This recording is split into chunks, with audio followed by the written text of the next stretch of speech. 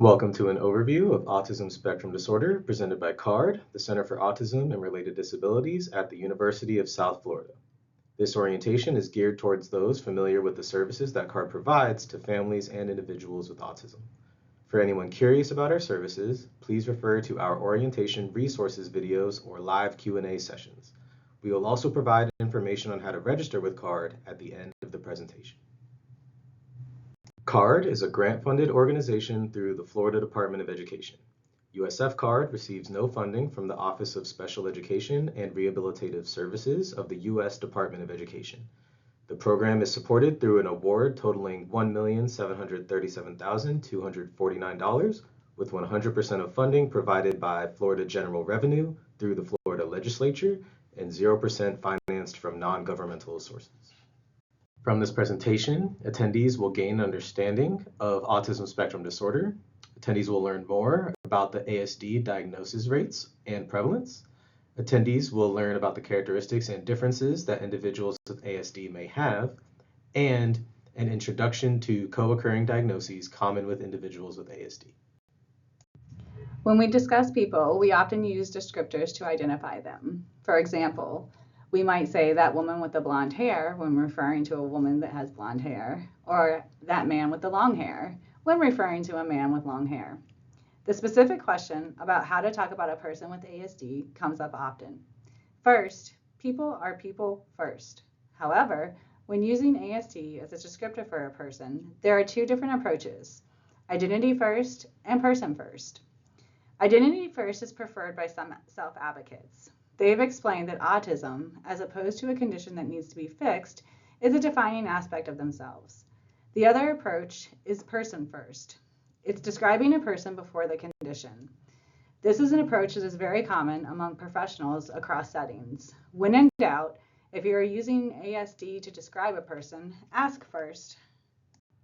Continuing from there, let's discuss the terms neurodiverse or neurodiversity. Neurodiversity is not a medical diagnosis, but rather a concept that refers to the variety of ways in which someone can experience the world. This contrasts from the neurotypical experience of most individuals. Neurotypical or neuronormative refer to the average person's experience not affected by differences in brain structures, whereas neurodiversity takes those differences into account as opposed to viewing them as deficiencies. Neurodivergent people might have diagnosed conditions such as autism, attention deficit and hyperactivity disorder, or ADHD, specific learning disability, or SLD, obsessive compulsive disorder, OCD, or anxiety disorder. Because neurodivergent is not a medical term, but rather a way to describe a person that experiences the world in a unique way, there is not individual diagnostic criteria. However, those with one or more of these conditions may use them to identify themselves. Judy Singer, a sociologist and author who has contributed to the foundation of understanding people with neurodiversity, said that every human has a unique nervous system with a unique combination of abilities and needs. The Centers for Disease Control and Prevention, CDC, created the Autism and Developmental Disabilities Monitoring ADAM network to understand the public health impact of developmental disabilities in the United States. It is the only collaborative network to track the number and characteristics of children with autism spectrum disorder, ASD, and cerebral palsy in different communities in the United States. According to their latest findings, released in spring 2025, 1 in 31 8-year-old children were identified as meeting the criteria for ASD. This reflects a consistent increase with these data across the years. There are several factors that contribute to the increase, including improved diagnosing and screening methods, increased public awareness, and updated diagnostic criteria. In addition, the ADAM network found that boys were diagnosed with ASD at more than 3 times the rate of girls. While there are a number of children diagnosed with ASD that have a co-occurring diagnosis of intellectual disability, the ADAM network's findings show that of the children diagnosed with ASD that also had IQ scores available, more than half scored an average or above average IQ. The ADAM network reports that ASD is present in all racial, social, and socioeconomic groups. Displayed are the demographic data found in their report. According to the ADAM network's research, the average age of ASD diagnoses are at 4 years old. However, diagnoses can be accurately found as early as age 2. The most recent research indicates that an earlier diagnosis at the age of 2 can support benefits such as access to early intervention for better quality of life outcomes. ASD is a neurodevelopmental disorder. Because it occurs in the brain during development, it is considered a lifelong condition. Also, there are no visible indicators that an individual has ASD. The graphic displayed shows the diagnostic criteria from the Diagnostic and Statistical Manual of Mental Health, 5th edition, or the DSM-5. Individuals diagnosed on the autism spectrum have differences in social communication and interactions, engaging in restrictive, repetitive patterns of behaviors, restricted interest or activities, and sensory processing differences. For a diagnosis, these characteristics must impact the individual on a persistent basis, be present from early childhood, and not be better explained by intellectual disability or global developmental delay. ASD is diagnosed using levels based on the amount of support an individual will require to live as independently as possible. An individual with a level 1 diagnosis will require supports, but less than that of an individual diagnosed as level 3. These level of support needs replace the previous diagnoses such as Asperger's syndrome, Rett's disorder, and pervasive developmental disorder. This is a color wheel representing the 7 characteristics of ASD from the DSM-5. Autism can affect an individual uniquely across the following traits shown as each segment of the wheel, which include socio-emotional reciprocity, nonverbal communication, maintaining relationships, stereotyped or repetitive speech, motor movements and use of objects, excessive adherence to routines, highly restricted and fixated interests, and hyper or hyporeactivity to sensory input. Taking a deeper dive into the segments from the earlier slide, the DSM-5 groups the following characteristics as the restricted interest and repetitive behaviors domain. Those characteristics are stereotyped or repetitive speech, motor movements, or use of objects, excessive adherence to routines, highly restricted fixated interests, and hyper or hyporeactivity to sensory input. In order to meet criteria for diagnosis, an individual must have characteristics from at least 2 out of the 4 areas. Stereotyped repetitive speech, motor movements, or use of objects can look different for each individual. Some people have motor movements that they cannot always control. You may see them doing something with their hands, for example, hand flapping, or walking in big steps, or darting across a room, or even into the street. When asking a question, you might hear them repeat back the last thing you said as opposed to answering the question. This is called echolalia. Some individuals with ASD like to carry certain objects around with them, and although they cannot explain why, it helps them feel better to have them. Objects and toys may also be used in unconventional ways, such as playing only with individual parts, or by lining up toys instead of playing with them at all. There are people who repeat certain phrases, or who might repeat lines that they have heard from a movie that they have watched many, many times. This is known as scripting. In terms of routines, although many of us function within routines during the day, we also can be flexible if our schedule changes or something gets canceled. However, many people with ASD can be rule-bound. Changes that a neurotypical person may see as mundane can cause great distress and may result in increased anxiety or behavioral issues. The resistance to change or a routine can occur regardless of if the change includes preferred activities. Excessive adherence to routine can also include eating habits. There are some children who eat only certain foods, such as McDonald's chicken nuggets, and will know if you substitute another brand and refuse to eat it. This can lead to an extremely limited diet. Some may have very strong areas of interest and will focus their time and attention on that one area to the point that they acquire a high level of expertise in it. This can interfere with relationships between people if they can only talk about their interest areas, excluding others' topics of interest. However, strong interests in certain areas can lead to unique talents and specialties. These can be a great asset for future employment or creative endeavors, depending on how those interests are used. Reaction to sensory input varies across all people. Everyone has their unique sensory profile. Some people with ASD have differences with regulating, processing, or even identifying certain stimuli. This can include over or under-reacting to stimuli such as lights, sounds, touch, and smells. Individuals with ASD can also have differences in their interoceptive and proprioceptive experiences. These particular experiences can include internal sensations such as hunger or awareness of one's body in space.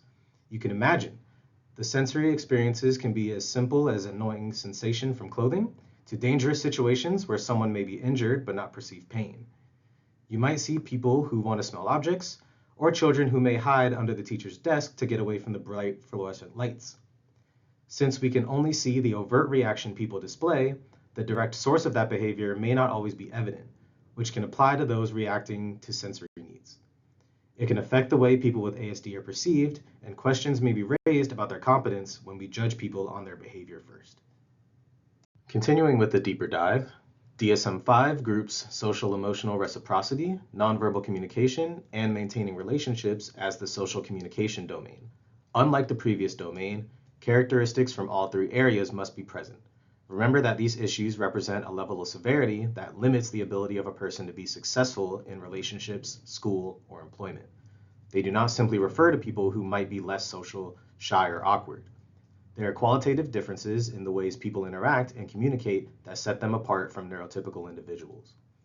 Some autistic individuals have shared that they do not understand the ways others act or things they say, nor the intentions of others. They cannot read the environment or social cues that guide our behavior. Social rules we follow and judgments we make from minute to minute each day are not always intuitive to people with ASD. It is almost like each rule has to be explicitly taught within each social environment that rule is to be utilized. This is a very challenging domain to address and one that significantly impacts a person's life. Some nonverbal expectations, such as keeping eye contact, can even be aversive to some individuals. ASD can affect someone's ability to maintain significant relationships with others. Differences in social communication can make it difficult for autistic individuals to make friends. Similar to conversation skills and social cues, concepts such as sharing or cooperative play are skills that may not come naturally to those with ASD. They may also appear to have a lack of motivation to interact with others in general. To summarize, we discussed the different domains in which someone with autism may experience the world when compared to their neurotypical peers. When interacting with autistic individuals, you may notice differences such as these listed. The type and complexity of characteristics experienced varies from person to person. Each person with autism will have a unique autism profile. Some of the characteristics may not be present in all people with ASD. This graphic serves as a visual representation of how those characteristics appear across two hypothetical people with ASD. The different segments for each circle represent each of the ASD characteristics from the DSM-5, with their size indicating the support needs for that characteristic. For example, Profile A has no challenges with nonverbal communication. Profile B has minor challenges with restricted interest, yet they are still on the spectrum. The important takeaway is that autism is a highly individualized condition. ASD alone, or with a co-occurring condition, can manifest differently in individuals. Co-occurring conditions often exacerbate core ASD characteristics. For example, depression or anxiety can aggravate social deficits, communication difficulties, repetitive behaviors, and inflexible thinking. Some people with ASD have aversion to certain sensory stimuli in daily activities, such as brushing teeth, taking showers, or combing hair. Depression can add another layer to that situation and make it harder to motivate oneself and face the activities that pose challenges. Co-occurring conditions can also overlap and make functioning very difficult. For example, attention deficit hyperactivity disorder can make it harder to inhibit urges to behave in repetitive ways or engage in self-destructive stimming. This graphic only shows a small sample of possible overlapping conditions and challenges. Some of the most commonly co-occurring conditions are anxiety. Between 50 and 60% of children with ASD have at least one anxiety disorder. Depression. People with ASD are 4 times more likely to be diagnosed with clinical depression during their lifetime than their neurotypical counterparts. Studies have shown the prevalence of ADHD in autistic individuals ranges from 14 to 78%. Effects of ADHD are generally more intense for children with ASD, especially in social settings. In addition to co-occurring mental health conditions, there may also be physiological differences.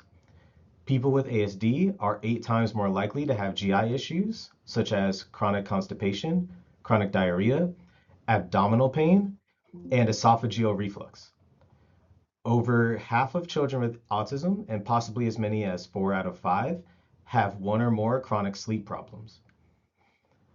About 1/3 of people with ASD have some form of epilepsy or seizure disorders. Epilepsy is a brain disorder that causes seizures and affects almost 1/3 of individuals diagnosed with ASD. Family members of individuals with ASD are more prone to having epilepsy and vice versa. Seizures are most common in young children and teenagers and occur more often in individuals with ASD and individuals with moderate or severe intellectual disability or another neurological condition, for example, cerebral palsy. Red flags include severe headaches, long staring spells with no explanation, involuntary movements, unexplained confusion, sleepiness, changes in abilities or emotions without explanation, or disrupted sleep patterns. In conclusion, our goals for you to take away from this presentation are additional knowledge of the diagnostic criteria for ASD, awareness of the characteristics of ASD and how they may appear across different autistic people, and to learn about co-occurring neurodiversity that may be present along with autism for an individual. Thank you for watching.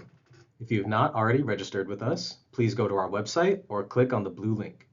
Once you have registered, you will be forwarded to a web page with links to view our orientation and resources video, as well as an invitation to join our monthly live question and answer session. Our resource team is available to answer questions, or if you need to connect with a consultant, you can schedule an appointment.